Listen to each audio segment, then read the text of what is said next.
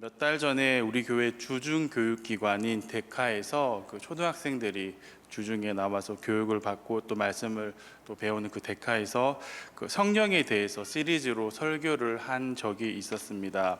신약에는 성령이라고 구체적으로 등장하지만 구약에서는 성령이라는 표현이 많이 등장하지는 않고 대체로는 영이라고 표현되어 있지만 성령이라고 표기되어 있기도 합니다. 그래서 동일한 개념인 하나님의 영으로 사용된 그 성령에 대해서 말씀을 나누었었습니다. 짧게 잠시 나눈다면 창세기 1장 2절에 그 하나님이 태초에 천지를 창조하실 때 땅이 혼돈하고 공허하고 흑암이 깊음 위에 있고 하나님의 영은 수면 위에 운행하였더라 라고 되어 있죠. 네, 하나님의 영이 무언가를 했다라는 말은 창세기 1장 기사에 나와 있지는 않습니다. 하지만 무질서의 상황 가운데 하나님의 영이 그 위를 다니셨고 그 후에 하나님의 말씀이 선포되었고 그와 동시에 창조가 시작이 됩니다. 이 영이라고 번역된 원어는 원래 바람으로 사용되던 용어입니다. 근데 완벽한 세상에 아담과 하와가 죄를 지었을 때 이렇게 기록이 되어 있는데 그들이 그날 바람이 불 때 동산에 거니시는 여호와 하나님의 소리를 듣고라고 기록이 되어 있는데 이때 바람이 불 때라는 말에 사용된 그 바람이 불 때가 그 하나님의 영입니다. 그 바람이 무언가를 하지는 않았지만 어쨌든 죄를 지은 그 순간 그 후에 바람이 불 때 다른 말로 하나님의 영이 그곳을 다닐 때 하나님의 말씀이 그곳 가운데 있었고 하나님의 질서가 다시 회복이 됩니다. 데카에서 이런 말씀을 나누고 있는데 한 아이가 질문을 했습니다. 초등학생이죠. 한 아이가 질문을 했습니다. 손을 들고 질문했는데 어떤 말이냐면 아담과 하와는 글을 알았을까요? 라고 물었습니다. 글이 없었다면 이 이야기가 어떻게 기록되고 읽혀져서 우리에게 전달되었을까요? 라고 물었습니다. 혹시 성경을 읽으면서 이런 질문 해보신 적 있으신가요? 청년분들? 네. 좋은 질문인가요? 나쁜 질문일까요? 네, 저는 좋은 질문인 것 같습니다. 우리의 믿음을 흔들리게 하는 질문인가요? 그렇지는 않습니다. 좀 더 성경을 더 깊게 바라보고자 하는 마음이 들게 하는 그런 질문입니다. 제가 최근에 매달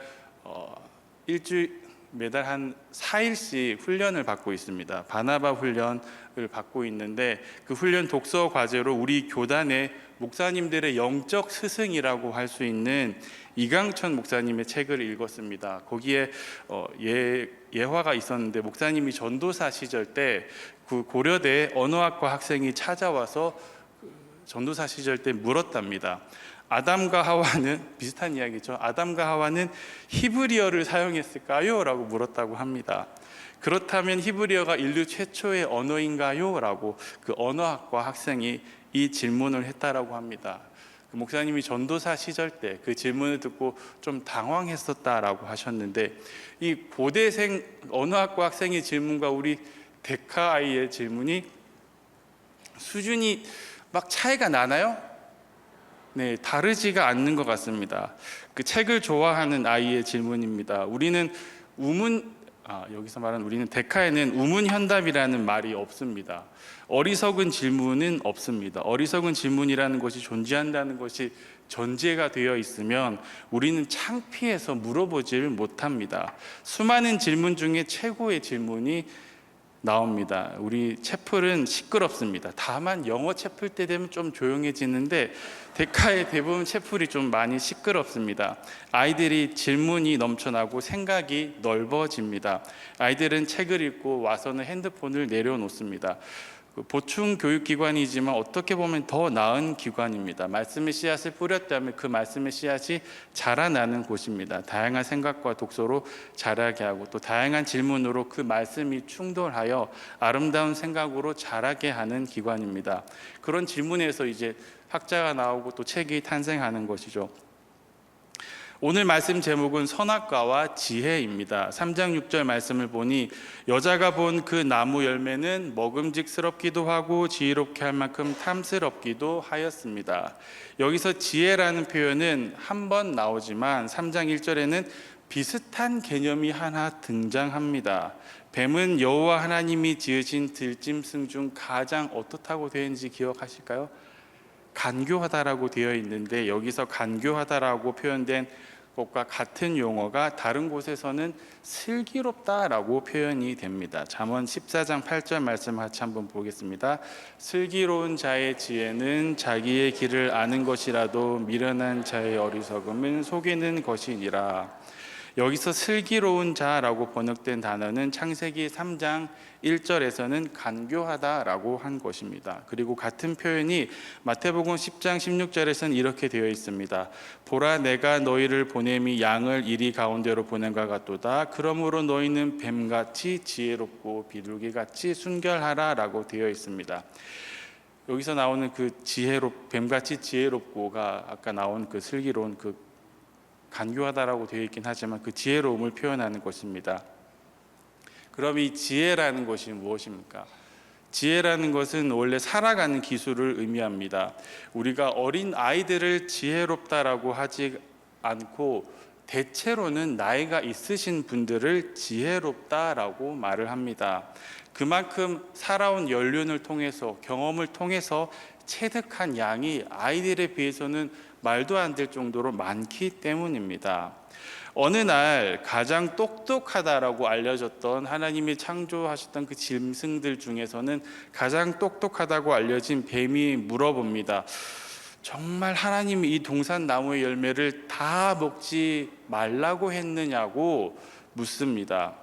약간 아마도 얄밉게, 뱀이니까 베베 꼬면서 좀 물어봤을 것 같습니다. 얘가 뭘 좀 아는지 모르는지 아마 테스트를 해봅니다. 그의 지식으로, 그의 지혜로 누군가를 조종하려는 거죠.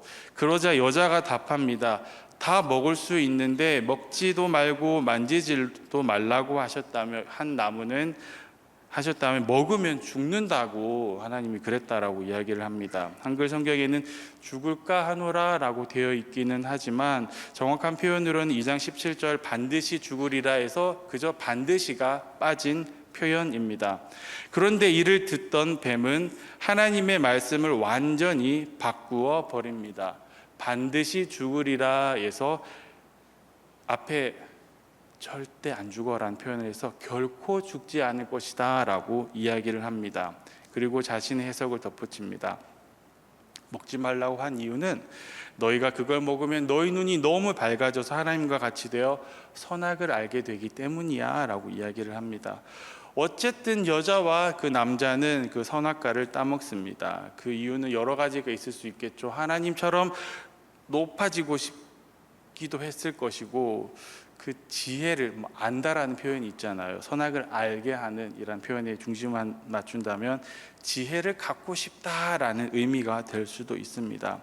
아담과 하와는 분명 이 나무의 열매를 먹으면 죽을 것을 알았지만 그 순간만큼은 죽음에 대한 위협보다는 그 열매에 대한 욕구가 더 컸습니다.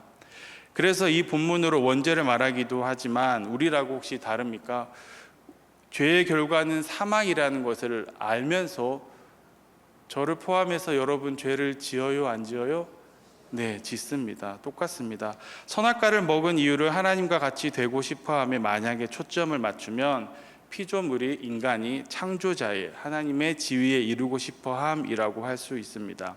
이를 하나님의 신이 가지고 있는 영원성에 중점을 둔다면 아마 아담과 하와는 선악과가 아니라 생명나무를 취해야 하는 것이 마땅합니다. 그런데 생명나무를 먹지 말라라는 말은 처음에 없었습니다. 하지만 아담과 하와는 선악과를 취합니다.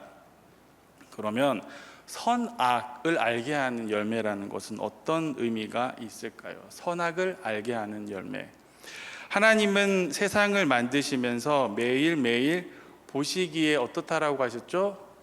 네, 좋았더라라고 말씀하셨습니다. 좋았다라는 말은 우리 옛날에 이전에 돌아온 탕자 이전 이름이 토브였죠, 그렇죠? 그 좋았다라는 말은 히브리어로 많이 들어보신 단어인 토브라는 말입니다. 선악을 알게 하는 열매에서 선이라는 말도 토브입니다. 히브리어로 토브입니다. 하나님이 언제 좋았다라고 하시죠? 하나님의 말씀으로 세워지는 세상을 보면서 하나님은 좋았다라고 그렇게 토브라고 하셨습니다. 그런데 그런데 이제 선은 알겠죠. 이제 악을 알아야 되는데 에덴 동산은 아직 악이 들어오지 않은 시대입니다. 아직 무엇이 악함인지 아담과 하와는 전혀 알 수 없던 시대입니다. 아담과 하와는 그 순간 하나님의 아름다움으로 채워진, 그 말씀으로 인해 창조된 그 아름다움으로 채워진 여호와 이름이 편만하게 그 아름다움을 여겨지고 존귀하게 여겨지던 그 세상에 살고 있었습니다. 악을 경험한 적이 없는데 악을 판단하는 능력을 갖고 싶다라는 내용이기도 합니다. 그런데 아담과 하와는 왜 악에 대해서 알고 싶어 할까요? 악을 조금이라도 알아서 그 악함이라는 것을 탐닉하고 또 그 악함이라는 것을 알기 위해서, 습득하기 위해서 알고 싶다고 했을까요? 하나님의 말씀으로 세워진 그 아름다움을 토브, 그 선함이라고 한다면 아담은 왜 그 말씀이 무너지는 세상에 대해서 알고 싶어 했을까요? 그 이유는 사실 찾기가 어렵지만 저도 못 찾습니다. 그의 행위가, 그런데 그 아담과 하와의 일을 통해서 그들의 행위가 악함이라는 것은 우리가 알게 됩니다. 아담과 하와는 또 이 일을 통해서 하나님을 체험합니다. 어떤 체험이냐면 하나님은 창조주이셨죠. 그들을 만드신 창조자이시니까 하나님은 또 이 세상을 아름다움으로 채우는 분이라는 것도 알았지만 이제 그들의 범죄함을 통해서 또 하나님에 대해서 알아갑니다. 하나님은 죄를 싫어하시지만 그 하나님은 죄인에게 다가가는 분이시라는 것을 배우게 됩니다. 먹으면 죽으리라, 반드시 죽을 거야 라고 하셨지만 그 하나님은 죄를 지었다고 즉결 심판 딱 이렇게 하시는 분이 아니라 죄인을 부르시는 분이라는 것을 알게 됩니다. 아담을 불러 막 불같이 역정을 내지 않으셨습니다. 지진과 천둥 소리로 무섭게 다가가지 않으셨습니다. 아담을 부르고 또 어디 있는지 물으시고, 여러분 자녀가 있으신 분들 경험이 있으시잖아요. 나의 아이가 잘못을 했어요. 그렇다고 막 죽일 듯이 막 그렇게 처음에 그러셨습니까? 아무도 없을 것 같습니다. 아이의 이름을 부르고 또 어디 있냐고 물어보고 무슨 일이었냐라고 물어보는 것처럼 하나님은 아담을 부르시고 또 그 아들이, 그의 딸이 부끄러워하지 않도록, 너무 이제 부끄러움이 많아졌잖아요. 부끄러워하지 않도록 손수 옷을 지어 입히셨습니다. 악은 그 불신을 주어서 하나님과의, 인간과의 관계뿐만 아니라 그 부부와의 관계도 무너뜨리려고 하였지만 하나님은 다시 세우려 하십니다. 그 하나님이 우리의 하나님이십니다. 선과 악을 안다라는 것은 판단할 수 있다라는 것입니다. 성경에 사사기가 있죠. 그 사사는 이스라엘을 구원하는 그런 구원자의 모습도 있지만 사사라는 일은 원래 판단하는 사람들입니다. 궁극적으로는 하나님이 유일한 그리고 마지막에 심판자이십니다. 그런데 모세도 출애굽 중에 사람들을 세워 율례와 법도에 따라 사람들을 재판하게 하였습니다. 판단한다는 것은 정의가 무엇인지 알아야 하는 것뿐만 아니라 지식이 쌓여 있어야 가능한 일입니다. 그 지식은 여러분도 아시다시피 힘과 관련되어 있습니다. 뉴스를 봤는데 얼마 전에 법무부에 해킹 사건이 있었다라고 합니다. 1테라바이트 정도의 정보를 해킹당했다, 탈취당했다라고 하였습니다. 사실 저는 가늠이 안 되긴 하지만 거기에는 어떤 정보가 있었을까요? 어떤 자료가 있었을까요? 피해자와 가해자의 신상 정보뿐만 아니라 어떤 기준으로, 어떤 이유로 법원이 그런 판단을 했는지, 그리고 어떤 연유로 분쟁이 생겼는지 그 설명과 근거에 필요한 기업과 개인의 모든 기밀 서류가 그 안에 다 담겨 있습니다. 그런데 그런 것을 해킹 당했습니다. 선악과를 먹겠다는 것의 오늘날의 의미는 이러한 것일 수도 있을 것 같습니다. 하나님이 어떻게 심판할지, 누구를 어떻게 심판할지 알고 싶다는 그 신적인 지위에까지 이루고 싶다라는 의미일 수 있기 때문입니다.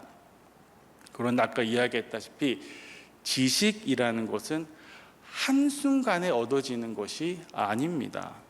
아담과 하와가 왜 벗었으나 부끄러워하지 않았습니까? 아직 어떻게 비단을 얻고 어떻게 천을 얻고 또 울로 옷을 만드는지 모르기 때문입니다.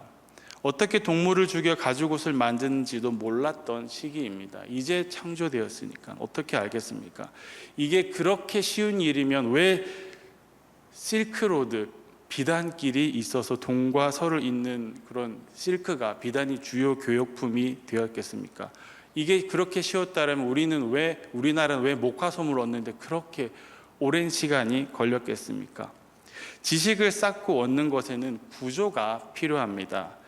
점차 레고를 쌓듯이 블록을 쌓듯이 빌드업을 해 나가야 하는 것입니다. 우리들 역시 초등학교를 가면 중학교를 가고 중학교 공부를 끝내면 고등학교를 가고 고등학교를 끝내면 대학교를 가고 더 공부하고 싶으면 대학원으로 그렇게 진학을 합니다. 지식이라는 것은 탄탄한 기초가 필요합니다. 그만큼 시간이 걸리는 것입니다. 아담과 하와는 선악과를 먹기 전 벗었지만 부끄러워하지 않았었습니다. 그런데 이제는 부끄러움을 느낍니다. 잘 생각해 보면 부끄러움은 보이는 것에서 나타나는 수치심입니다. 나 혼자 있을 때는 그게 당황스러움이지만 옆에 누군가가 있고 그걸 볼 때 우리는 부끄러움을 느낍니다. 아무도 없으면 부끄러움을 느끼지 않습니다.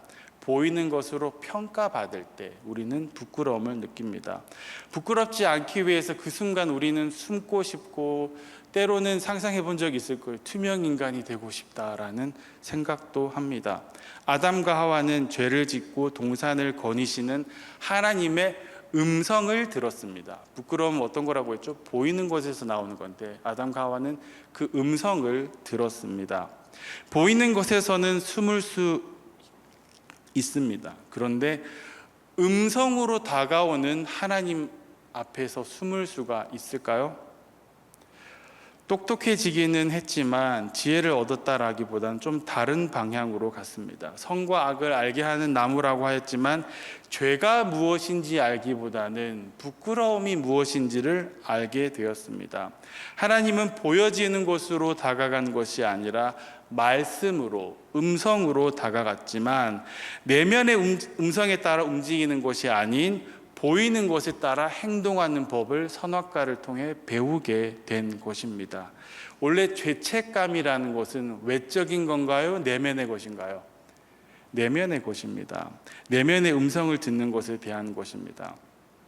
무엇이 옳고 그런지 알게 됩니다. 하지만 부끄러움과 수치심 이런 것은 사회적인 것에서 옵니다. 여러분에 대한 다른 사람 기대를 채우느냐 채우지 못하느냐에 따라 수치를 느끼고 말씀으로는 죄책을 느끼는 것입니다. 아담과 하와는 선악과를 먹음으로 죄를 지었고 이로 인해 악함이 무엇인지 알게 되었습니다. 그 경험으로 통해 알게 되었습니다. 하지만 로마서 10장 11절 말씀을 보면 성경에 이르되 누구든지 그를 믿는 자는 부끄러움을 당하지 아니하리라 하니 그리스도 안에는 정죄함이 없습니다. 우리 사회는 보이는 것에 신경을 너무나 많이 씁니다.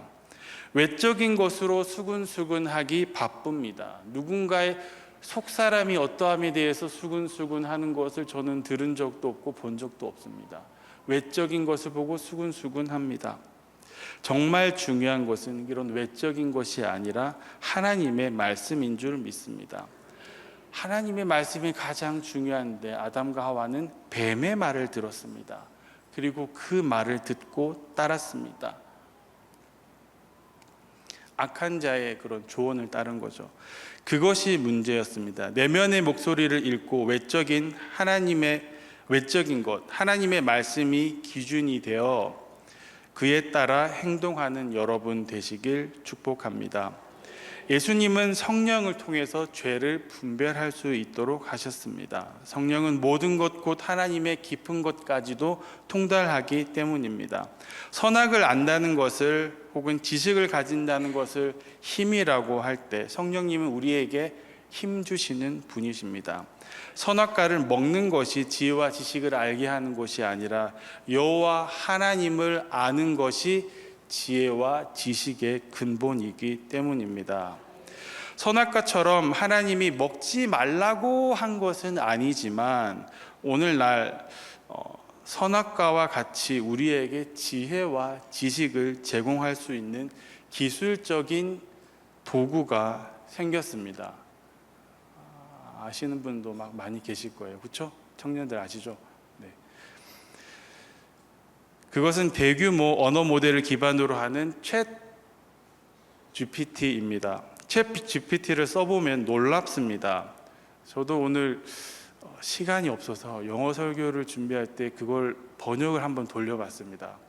엄청 빠르고 잘 번역해 주더라고요. 한글을 보통은 바로 영어로 타이핑을 해서 쓰는데 정말 시간이 없을 때 한 번씩 딱 2번 해본 것 같아요. 돌려보면 정말 빠르게 잘 합니다. 그런데 잘 읽다 보면 제가 원했던 이야기가 아닌데 좀 다르게 번역이 되어 있는 경우도 있습니다. 챗 GPT를 통해서 질문을 하다 보면 답을 잘 아는 것을 써본 사람들은 압니다. 그걸 하다 보면 와, 놀랍고 내가 똑똑해진 것 같은 느낌이 듭니다. 혹시 써본 사람들 그렇지 않던가요? 네, 똑똑해진 것 같은 착각에 빠집니다.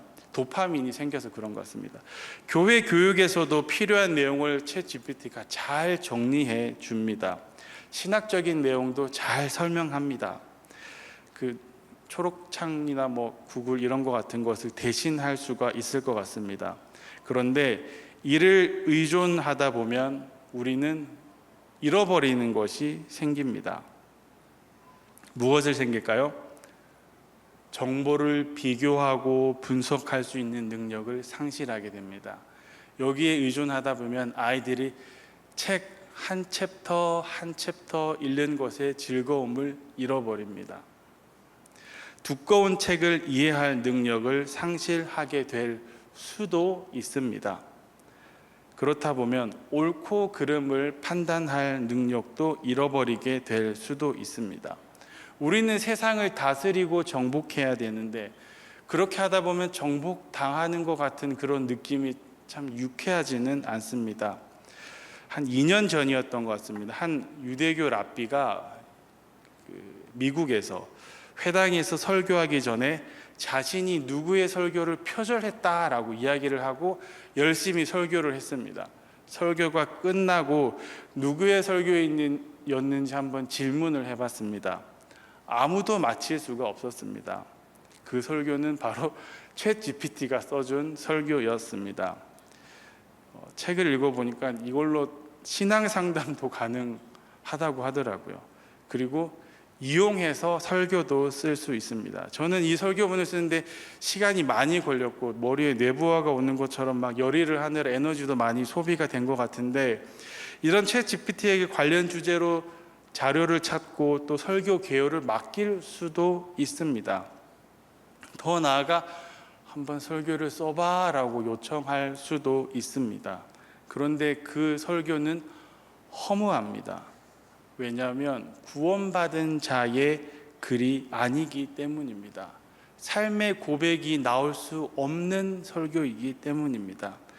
기도문도 써달라고 할 수가 있습니다. 하지만 그 기도에는 힘이 없습니다.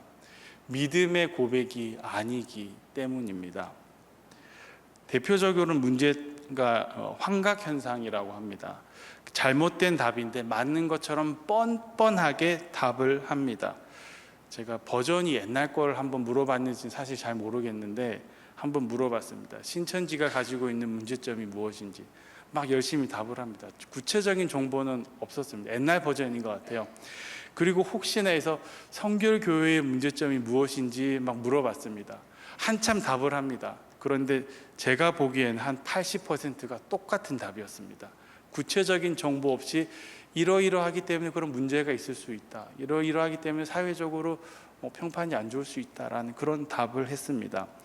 챗 GPT는 이런 환각 현상을 보여줍니다. 틀린 정보가 섞여 있지만 맞는 것처럼 답을 합니다. 가짜 뉴스라고 들어보셨죠?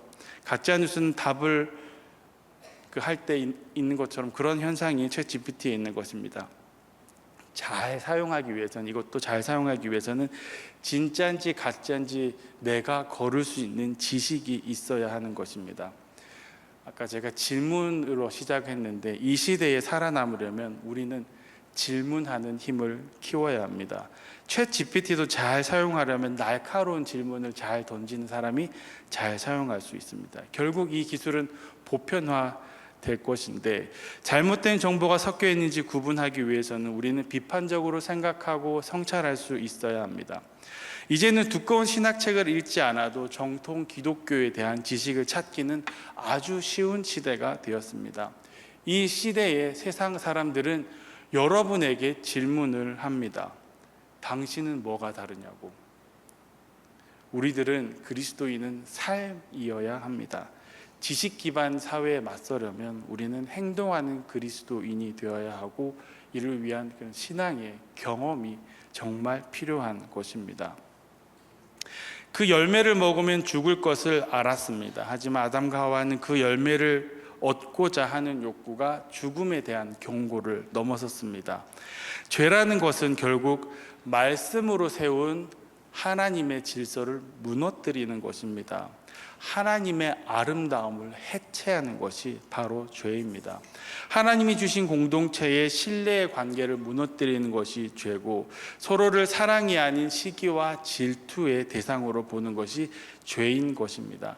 이러함을 통해서 하나님이 세운 아름다움의 관계가 무너지게 됩니다. 우리는 죄를 짓습니다. 죄는 잘못된 것이고 나쁘다 라는 일반적인 생각을 가지고 있는데, 그것보다 죄는 훨씬 더 폭력적이고 잔인합니다. 교묘하게 누군가의 살갗을 베는 것뿐만 아니라 교묘하게 누군가의 마음 거풀을 베어버리는 것입니다. 그리고 그 마음 거풀을 베어서 피나게 합니다. 폭력적이지 않다고 할 수도 있습니다. 나는 폭력을 쓰지 않아 라고 할 수도 있지만 악한 길을 걷게 하는 것 역시 죄입니다. 하와가 먹고 아담에게 건넸습니다. 서로가 서로에게 죄를 짓게 하는 것, 이것도 죄입니다. 우리는 믿음의 유산을 남겨주어야 하는데 악함을 전염시킵니다. 이것이 죄입니다. 내가 가진 힘으로 누군가를 파괴하는 것 역시 죄입니다. 직장에서 혹은 학교에서 누군가를 은근히 힘들게 하고 하는 것 죄입니다. 그런 모든 것이 피비린내 나는 죄입니다. 전과자들만 하는 것이 죄가 아니라 교만도 죄고, 성경은 교만도 죄고 누군가를 비하하는 것도 죄라고 이야기를 합니다. 성경이 말하는 죄는 우리를 사망에 이르게 합니다. 세상에서는 정도가 크던 작던 죄를 지으면 제약이 생깁니다. 법원에 출석해야 하면 그 시간에 맞추어서 가야 합니다. 출석 대신에 교육을 받으라고 하면 반드시 그 교육을 이수해야 합니다. 벌금을 내야 하면 그만큼의 금액을 지불해야 합니다. 구치소에 가면 그때부터는 진짜 실질적인 자유가 제약이 따릅니다. 마치 군대에 가면 그 범위를 벗어나면 안 되고 또 주는 대로 무언가를 또 먹어야 되고 하는 것처럼 마음대로 하지 못하게 하는 것이 죄의 결과입니다. 이 아담과 하와는 죽음에 이르는 죄를 결국 지었습니다. 이제는 영원한 죽음에 이르게 되었습니다. 영원한 죽음에 이르는 것, 그것이야말로 바로 절망입니다. 이때 하나님은 아담의 이름을 부르십니다. 아담이 있는 곳으로 향하시고 그곳에서 아담을 부르십니다. 너의 죄목은 이거야 하며 벌하지 않고 어디 있느냐라고 물으십니다. 그리고 그와 대화를 시작하십니다. 제임스 파커라는 사람은 이렇게 이야기합니다. 진리는 인격적이며 인격적 관계를 통해 알려진다라고 하였습니다. 선악과는 선악을 알게 하는 곳이지만 진리는 아닙니다. 우리는 선악과를 통한 지혜가 아니라 말씀을 통한 지혜를 구해야 합니다. 하나님은 그렇게 인격적으로 그들에게 다가갔습니다. 창조, 타락, 구속이라는 관점에서 우리는 아담과 하와의 이야기에서 타락이라는 주제를 발견할 수 있지만, 아담과 하와가 하나님의 사람으로 자람이라는 관점에서는 이 역시 그들에게 있어서 귀중한 배움의 순간이었습니다. 아담과 하와하고는 대화하지만 하나님은 뱀에 대해서는 어떻게 하죠? 바로 심판하십니다. 하나님은 죄에 대해서는 단호하시지만 우리와 관계 맺고 싶어 하십니다. 죄를 지으면 수치심이 들고 숨고 싶습니다. 그런데 인간은 영원한 것에서부터 결코 탈출할 수가 없습니다. 말씀으로 다가온 하나님으로부터 아담은 숨으려고 했습니다. 부처는 절에 있고 바알은 신전에 있어 숨을 수가 있죠. 하지만 우리는 우리 속에 심겨진 말씀으로부터 숨는 것이 가능할까요? 가능하지 않습니다. 그 하나님은 저 땅 끝에 가도 계시고 바다 끝에 가도 계시는 분이 하나님이시기 때문입니다. 하나님은 이를 통해서 그들을 얼마나 사랑하는지를 알려주셨습니다. 아담과 하와는 사실 죽음의 개념에 대해서 잘 몰랐지만 동물의 죽음을 통한 가죽옷을 주셨습니다. 가죽옷을 지어 입혀주셔서 말씀의 가치와 또 그를 어겼을 때의 결과, 그 심판을 아담과 하와가 그 옷을 입는 내내 평생 기억하도록 하셨습니다. 마태복음 11장 19절 말씀을 한번 보도록 하겠습니다. 인자는 와서 먹고 마심에 말하기를, 보라, 먹기를 탐하고 포도주를 즐기는 사람이요 세리와 죄인의 친구로다 하니 지혜는 그 행한 일로 인하여 옳다함을 얻느니라. 아멘. 하나님의 부르시는 소리를 들은 적이 있으십니까? 하나님이 여러분 한 사람 한 사람을 부르시는 그 소리를 들은 적이 있으십니까? 아마도 지금 대답을 안 하셨지만 다 들으셨기 때문에 어디에 있는 거죠? 이 자리에 있습니다. 하나님이 여러분을 부르신 것은 그만큼 여러분을 사랑하시기 때문입니다. 여러분을 사랑하시되 끝까지 사랑하시기 때문에 여러분을 부르시고 어떤 행동을 하든 어떤 모습을 가지고 있든 어떤 수치와 모멸감을 느끼는 상황에 있든 여러분 곁에 계시고 또 무너졌을 때 또 다시 여러분의 이름을 부르시는 것입니다. 마무리하도록 하겠습니다. 오늘 한 아이의 질문으로 말씀을 시작하였는데 끊임없이 묻고 그 질문을 통해서 영적인 성숙과 또 성장을 경험하는 여러분 되시길 축복합니다. 그런데 우리는 누구의 말을 듣는지가 중요합니다. 사단은 진리를 흔들고 우리 안에 거짓된 욕구를 불어넣습니다.